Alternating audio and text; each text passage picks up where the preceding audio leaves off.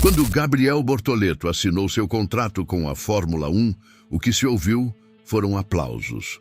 Mas o que não se ouviu foi mais revelador. A tensão nos bastidores, o silêncio tenso entre executivos, a pausa exata que separa uma promessa de um pacto. Porque esse contrato não foi apenas um acordo profissional, ele foi uma decisão histórica. Ele reabriu uma porta que o Brasil achava trancada desde 2017. Ele devolveu uma bandeira ao grid mais prestigiado do planeta. E ninguém, absolutamente ninguém, tinha noção do que estava realmente em jogo naquela sala. Por trás da assinatura elegante num papel branco, havia suor de treinos, lágrimas escondidas em aeroportos e noites em que o medo sussurrava mais alto que qualquer torcida. Bortoleto não foi escolhido por acaso. Ele foi arquitetado. Durante anos, enquanto o país esperava por um novo herói na Fórmula 1, ele silenciosamente preparava sua entrada, lapidado entre pistas europeias e conselhos do bicampeão Fernando Alonso. E quando a Audi decidiu que era hora de abrir o jogo, ela não apenas escolheu um piloto, ela escolheu um símbolo. Alguém que carregasse nas costas não só o futuro de uma equipe, mas o peso emocional de uma nação órfã de velocidade. Se você acha que isso é apenas sobre corridas, então você ainda não entendeu nada.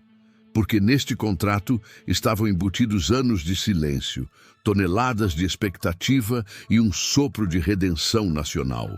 Gabriel Bortoleto não entrou apenas para correr. Ele entrou para reconstruir um legado. Ele não acelerou só por ele. Ele acelerou pelo Brasil. E talvez por isso, essa história precise ser contada como ela realmente é. Uma trama de estratégia, resiliência e fé em tempos de incerteza.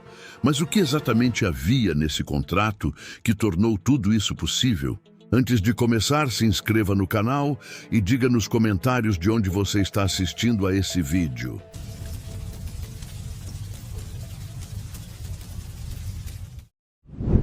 Osasco nunca foi terra de Fórmula 1. É periferia, é ruído de ônibus, é padaria no canto da rua e asfalto rachado. Mas ali, entre vizinhos que mal entendiam o que era uma pista europeia, nascia um menino que ouvia motor como quem escuta coração bater. Gabriel não tinha sobrenome tradicional do automobilismo, nem passaporte diplomático para a elite do esporte. Tinha só uma coisa: obsessão. Enquanto outros meninos sonhavam com chuteiras, ele pedia capacete. Não novo, usado mesmo. Barulhento, suado, mas que para ele era o suficiente para começar a construir um delírio. No quintal de casa, o som das panelas de pressão disputava com o ronco improvisado de um motorzinho de kart. A vizinhança ria. O pai, Lincoln Oliveira, não. Ele via algo ali. Algo que talvez nem o próprio Gabriel tivesse entendido ainda. Lincoln não era um figurante. Como empresário ligado a Stock Car, ele não apenas bancou os primeiros passos, ele apostou pesado, como quem sabe que certos talentos não podem ser deixados para depois. Foi assim que, entre churrascos de fim de semana e boletos vencendo, nasceu a decisão que mudaria tudo: mandar o menino para a Europa. Aos 11 anos, sem rede de apoio, sem margem de erro. Mas o que ninguém sabia, e talvez nem a própria família soubesse, é que Gabriel já carregava uma inquietação silenciosa. Não queria apenas vencer, queria transformar. O ambiente que cresceu era de resistência, de improviso, de correr contra o tempo. E foi ali, entre sons urbanos e sonhos distantes, que ele começou a moldar não só o piloto, mas o símbolo. Um garoto que não cabia no bairro, que não se contentava com campeonatos locais e que, no fundo, já sabia: ou ele saía dali para a história, ou seria mais um talento soterrado pelo barulho do cotidiano. Mas será que o mundo estava pronto para recebê-lo? Aos 11 anos, Gabriel deixou o quintal barulhento de Osasco para o silêncio estranho de uma Europa que não sabia pronunciar seu nome. Não foi uma viagem, foi uma ruptura. O cheiro do arroz soltinho da mãe foi trocado por refeições técnicas em bandejas industriais. O português se tornou inútil no paddock. O abraço do pai deu lugar a ligações rápidas e promessas de que vai passar. Mas não passava. No início, só sobrava o barulho interno da dúvida. O que eu estou fazendo aqui? A infância ficou congelada no tempo. O menino não teve adolescência, teve performance. As pistas agora eram frias. O clima, hostil. Os outros pilotos, filhos de milionários, herdeiros de sobrenomes com brasões. Gabriel era só um brasileiro magro demais, com sotaque forte e olhos que denunciavam o cansaço. Dormia pouco, comia mal, treinava como quem tenta provar algo que nem sempre sabia o quê. O idioma novo cortava suas respostas pela metade. Ele escutava mais do que falava. Mas na pista, falava com o traçado. A cada volta, deixava de ser o garoto do Brasil e começava a se tornar o "quem é esse moleque?". Mas os olhos ainda estavam em outros. A consistência apareceu antes dos aplausos. Gabriel não errava. Corria limpo. Mostrava que sabia onde estava e onde queria chegar. Vinha chegando. Só que ninguém dizia. Não havia manchetes. Os holofotes ainda eram para os filhos de campeões. Mas ele sabia que estava sendo observado. No silêncio dos boxes, os olhares começavam a virar. Ele não era mais uma promessa improvável. Era uma ameaça em construção. Mas o que ele ainda não sabia é que o preço da excelência seria cobrado com juros nos anos seguintes. Quando o convite da McLaren chegou, parecia o ponto final de uma longa espera. Aos olhos do mundo, Gabriel Bortoleto havia vencido. Um brasileiro nas mãos de uma das equipes mais lendárias da Fórmula 1. Era como voltar para casa com medalha no peito. Mas por dentro, a euforia durou menos do que um treino classificatório. O sonho veio polido demais, engessado demais. Ele agora vestia o uniforme oficial, mas não sentia o mesmo pulso da pista. Recebia instruções, sim, mas não missão. Era como estar no banco de reservas de um jogo que talvez nunca começasse. Nos bastidores da McLaren, tudo era calculado. Cada passo, cada simulação, cada sorriso para as câmeras. Mas Gabriel sentia a falta do improviso, da luta que lhe dera a identidade. Aquele contrato parecia um troféu, até que ele percebeu que talvez fosse uma coleira. E a pergunta começou a martelar: estou sendo treinado ou adormecido? Os dias passaram a pesar, as promessas viraram rotina. E a rotina, em silêncio, foi minando a centelha. Era como se o combustível estivesse lá, mas alguém controlasse a ignição. Aos poucos, ele percebeu. A McLaren o via como opção. Gabriel queria ser plano. Enquanto outros se acomodavam com o selo de uma grande marca, ele começou a repensar tudo. Aquela vaga de futuro já não parecia tão segura. Os caminhos começaram a bifurcar. Ficar seria confortável, sair, suicídio. Mas e se esse fosse o risco que todo piloto destinado à história precisa correr? Essa dúvida plantada como semente incômoda foi crescendo, até se tornar a única coisa impossível de ignorar. Sair da McLaren era quase heresia. Uma marca com décadas de tradição, campeonatos mundiais e uma estrutura que muitos só sonham em visitar. Gabriel estava dentro, mas algo não encaixava. O crachá pesava mais que o capacete. E quando o convite velado da Sauber, futura Audi F1, chegou à sua mesa, não foi apenas uma proposta, foi um teste de coragem. A McLaren oferecia estabilidade, a Audi oferecia risco, e entre as duas, ele escolheu a dúvida. Escolheu o incerto. Escolheu a chance de escrever a própria história, mesmo que com as próprias mãos suando. A decisão foi vista como precoce. Jornalistas questionaram. Bastidores rangeram. A dúvida geral era simples: por que abandonar um time consolidado por outro que nem existe ainda? Mas nos bastidores havia um fator invisível que mudava tudo. Fernando Alonso, mentor, conselheiro e sombra. Alonso, bicampeão e mestre do jogo político da F1, via em Gabriel mais que um talento, via um arquiteto. Foi Alonso quem acendeu a chama. Disse que os grandes não esperam a história acontecer, eles constroem do zero. E o garoto de Osasco acreditou. Ali nasceu o Plano Bortoleto, mas toda aposta vem com um preço. Gabriel rompeu laços, deixou estruturas e mergulhou em um projeto que muitos ainda viam como esboço. Na Audi não haveria garantias, só promessas de um futuro que ainda estava em fase de túnel de vento. Ele saiu do conforto para o caos criativo. Trocou a passividade de ser um possível substituto por protagonizar uma fundação. E no fundo, ele sabia. Se essa decisão falhasse, não haveria retorno triunfal. Haveria silêncio. Mas e se desse certo? O contrato de Gabriel Bortoleto com a Sauber, futura Audi F1, não foi anunciado com estardalhaço, mas nos bastidores ele reverberou como uma declaração de guerra estratégica. Duração ambígua. 2 ou 3 anos, dependendo de performance, bônus e resultados internos. Salário base estimado em 1 a 2 milhões de dólares, podendo dobrar com metas atingidas. Cláusulas de marketing específicas para a América Latina.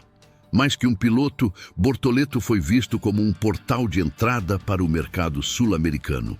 Mas enquanto muitos viam nisso apenas marketing, Gabriel via missão. A antecipação da estreia em 2025, algo não previsto originalmente, diz mais do que qualquer cláusula. Ele foi trazido não como substituto, mas como símbolo. A Audi queria marcar território antes mesmo de sua estreia oficial como equipe em 2026. E para isso, precisava de alguém que representasse mais do que talento bruto. Precisava de alguém que tivesse história, peso emocional, um país inteiro nas costas. O Brasil, fora da F1 desde 2017, voltou com ele. Mas Gabriel não queria ser mascote de um projeto de branding. Queria ser a base. E deixou isso claro desde o primeiro briefing. Os detalhes do contrato, ainda que em parte confidenciais, revelam algo que nem mesmo os números conseguem esconder. Gabriel não foi contratado apenas para competir. Foi escolhido para inaugurar uma era. Enquanto outros rookies lutam por espaço em times medianos, ele foi colocado como peça central em um renascimento. É a diferença entre ser parte do elenco e ser o início do filme. E quando a Audi decidiu que precisava antecipar sua entrada, deixou escapar sua verdadeira convicção. Bortoleto não era uma aposta, era a fundação. Interlagos respirava diferente naquele fim de semana. O asfalto parecia vibrar mais forte, como se soubesse que carregava algo além de motores, carregava memória. Quando Gabriel Bortoleto surgiu nos boxes, com um capacete especialmente pintado com as cores do Brasil, o tempo parou por um instante. Era mais do que design, era declaração. Cada curva que ele traçaria naquela pista não seria apenas uma manobra técnica, mas um reencontro ancestral. Ali, onde Senna fez história e onde os gritos ficaram mudos por quase uma década, um novo símbolo brasileiro se preparava para acelerar. A arquibancada entendeu o que estava acontecendo. O barulho não era só torcida, era desabafo. Gabriel se tornou, naquele momento, a resposta que milhões de brasileiros não sabiam que ainda esperavam. Não importava se era sua primeira temporada. Não importava se o carro ainda não era o mais competitivo. Importava que ele estava ali, em casa, no templo do automobilismo brasileiro, e que pela primeira vez em anos, alguém alinhava no grid com a bandeira no coração e Interlagos nos olhos. O GP de São Paulo não era mais um evento estrangeiro. Voltava a ter dono. Naquela largada não havia promessa. Havia presença. O menino que saíra aos 11 anos para tentar a sorte no frio da Europa voltava agora como figura central de um projeto mundial. E não só voltou. Voltou vestindo o verde e amarelo com a mesma naturalidade com que costumava brincar de kart na rua de Osasco. Gabriel não substituía ninguém. Ele não era o novo fulano. Ele era o primeiro ele mesmo. E naquele momento, entre o eco da torcida e a tensão do grid, uma coisa ficou clara. O Brasil não só estava de volta. Ele tinha nome, capacete e acelerava de verdade. Dentro da fábrica da Audi, o silêncio é parte do processo. Sons de máquinas, simulações, engenheiros sussurrando em alemão. Mas ali, no meio do aço e dos algoritmos, há um brasileiro andando com prancheta na mão e fone nos ouvidos. Gabriel Bortoleto. Ele não está ali como espectador. Está como peça central. O carro de 2026 ainda é um mistério para o mundo. Mas nos corredores frios da sede da Audi, ele já existe. Em telas, em túnel de vento, em planilhas. E parte dessa criação passa pelos olhos e pelas mãos de um piloto de 21 anos, que oficialmente ainda nem correu uma temporada completa. Gabriel não é sombra de ninguém. Seu nome não está no rodapé do projeto, está no cabeçalho. Ele testa peças, dá feedback direto aos engenheiros, senta com os chefes de aerodinâmica e questiona como um veterano. A Audi não o quer apenas como piloto rápido, quer como cérebro brasileiro da transição. E isso muda tudo. Porque pela primeira vez em décadas, um brasileiro entra na F1 não só para correr, mas para ajudar a construir. E não é exagero dizer que ele é visto internamente como o primeiro piloto fundador da história da equipe. A Audi vai estrear em 2026. Gabriel já estreou em 2025. Há quem diga que ele não é Senna, e nem precisa ser. Mas há algo no ar, algo que lembra a forma como Senna lidava com engenheiros, com desenvolvimento, com propósito. Gabriel não é nostalgia, é reinvenção. Está moldando um carro, uma equipe, um discurso. Está construindo algo que até agora só existia nos documentos da FIA e nos renders das apresentações corporativas. Mas agora tem voz, tem sotaque, tem alma. E se alguém ainda acha que ele foi colocado ali para cumprir papel, talvez precise visitar a fábrica e ouvir quem realmente entende do que está por vir. Ser o brasileiro na Fórmula 1 não é um título. É uma sentença emocional. Gabriel Bortoleto não representa apenas a si mesmo. Representa um país inteiro faminto por glórias perdidas, por hinos no pódio, por bandeiras agitadas ao vento. Ele sabe disso.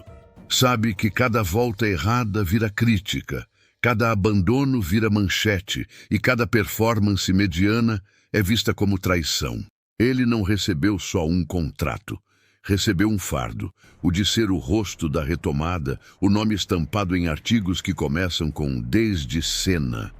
Como se tudo o que veio antes precisasse ser carregado nos ombros de um garoto de 21 anos. A pressão não vem só das arquibancadas, vem de patrocinadores que esperam resultados antes do tempo, da imprensa que revive fantasmas, de fãs que se apegam como última esperança. Há uma expectativa silenciosa de que Gabriel seja ao mesmo tempo técnico como Piquet, carismático como Barrichello e heróico como Senna. Mas ninguém pergunta se ele dorme bem. Ninguém vê quando ele desliga o celular para fugir da avalanche de cobranças veladas. Há um Brasil inteiro torcendo, mas também esperando que ele não falhe, porque se falhar, será mais que uma queda pessoal. Será o fim de um ciclo de fé. E Gabriel sente, não diz, mas sente. Todo silêncio antes de uma largada carrega a sombra desse medo. Não de perder posições, mas de perder o lugar simbólico que conquistou. O mundo pode até vê-lo como promessa, mas o Brasil o vê como redenção. E isso muda tudo, porque no fundo ele sabe, se cair não cai sozinho, cai com a história, com o povo, com o sonho coletivo que lhe foi entregue sem manual de instruções. E a pergunta que ninguém tem coragem de fazer, mas que ele repete no íntimo, é a mais cruel de todas. E se não for suficiente? Fernando Alonso foi mais do que um padrinho profissional para Gabriel Bortoleto. Foi bússola, escudo e espelho. Através da A14 Management, Alonso não apenas apontou caminhos, ele os abriu. Com sua credibilidade, posicionou Gabriel nos lugares certos, nas conversas certas, com as pessoas certas. Mas todo espelho projeta sombra, e a de Alonso é longa, densa, intimidante. Bicampeão do mundo, estrategista de guerra dentro e fora da pista, mestre da política nos bastidores. Gabriel admira, Gabriel agradece, mas no fundo, Gabriel também teme decepcionar. A relação entre mestre e discípulo sempre carrega um dilema silencioso. Até onde é influência e quando se torna comparação? Toda vez que Gabriel acerta, alguém diz, ele aprendeu com Alonso. Toda vez que erra, ele ainda não é Alonso. E é aí que nasce o peso invisível. Como ser você mesmo sob o molde de um ídolo? Gabriel vive entre conselhos e comparações. Alonso o ensina a pilotar, a negociar, a se posicionar. Mas a cada passo dado, o nome do mestre está à espreita. Ele não foi lançado ao mundo como Gabriel. Foi lançado como o protegido de Fernando Alonso. E agora precisa desmontar essa imagem sem parecer ingrato. O maior desafio de Bortoleto talvez não esteja na pista. Está no paradoxo interno que o consome em silêncio. Para se tornar ele mesmo, precisará ultrapassar quem o guiou. Não em tempo de volta, em identidade. Alonso pavimentou o caminho, mas é Gabriel quem precisa andar sozinho. E isso significa um dia discordar, inovar, falhar do próprio jeito, porque se continuar apenas repetindo os passos de seu mentor, nunca deixará de ser discípulo. E o Brasil, que já teve ídolos, não quer uma cópia. Quer um novo nome para gritar. Existe uma assinatura escondida no capacete de Gabriel Bortoleto que poucos notam. Não é um logo de patrocinador.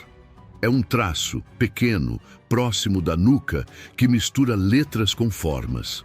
Aquilo não é estética, é identidade. É o Brasil ali, comprimido em tinta automotiva.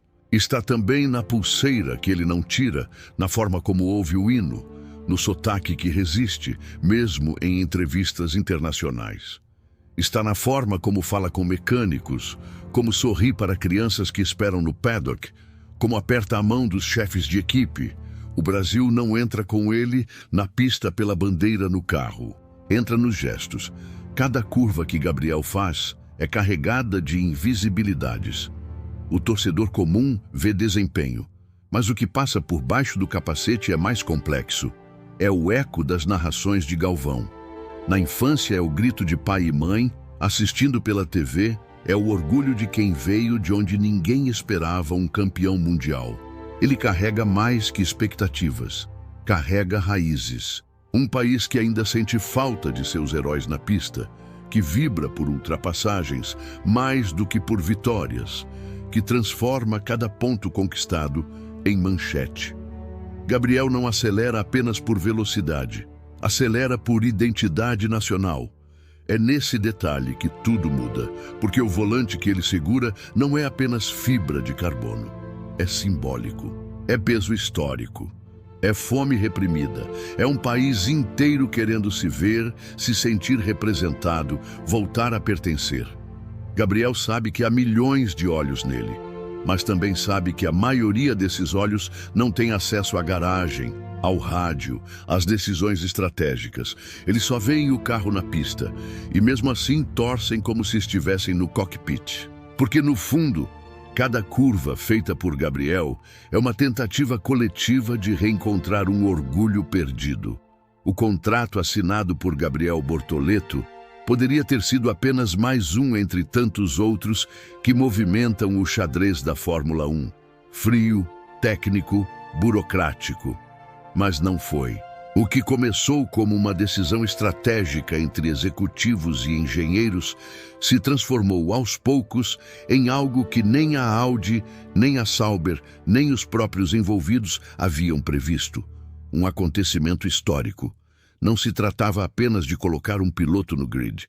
Tratava-se de devolver ao Brasil sua presença, sua voz, sua identidade em um dos palcos mais simbólicos do esporte mundial. E quem fez isso não foi um veterano consagrado, mas um garoto de Osasco, com um passado modesto e um presente carregado de coragem. Gabriel não assinou um papel, ele selou um ciclo, selou o retorno de um país que havia sido relegado à arquibancada, que via seus heróis virarem lendas sem substitutos. Ele não pediu permissão, não esperou aplausos, simplesmente entrou, como quem sabe que o tempo não espera por ninguém e que o destino às vezes exige ousadia. Sua trajetória não é sobre vitórias fáceis, nem sobre marketing disfarçado. É sobre estar presente quando todos já tinham perdido a esperança. É sobre dizer, com o rugido de um motor, que o Brasil ainda tem o que mostrar. E assim, sem alarde, sem manchete ensaiada, sem campanha publicitária, o Brasil voltou a acelerar. Não com foguetes, mas com fibra, com disciplina, com estratégia e, acima de tudo, com fé. Gabriel Bortoleto não veio para substituir ídolos, veio para inaugurar um novo tempo. Um tempo em que a espera virou movimento, em que o silêncio virou grito, em que a ausência virou legado. E se o mundo ainda não entendeu a dimensão do que esse contrato representa, é porque talvez ainda não tenham percebido. Esse menino não está apenas correndo, ele está nos reconectando com quem fomos. E talvez com quem ainda podemos ser. Se gostou do vídeo, curta, comente e compartilhe com alguém que precisa ouvir essa história. E não se esqueça de se inscrever no canal e ativar o sininho para não perder os próximos episódios. Obrigado por assistir até aqui. De verdade, seguimos juntos.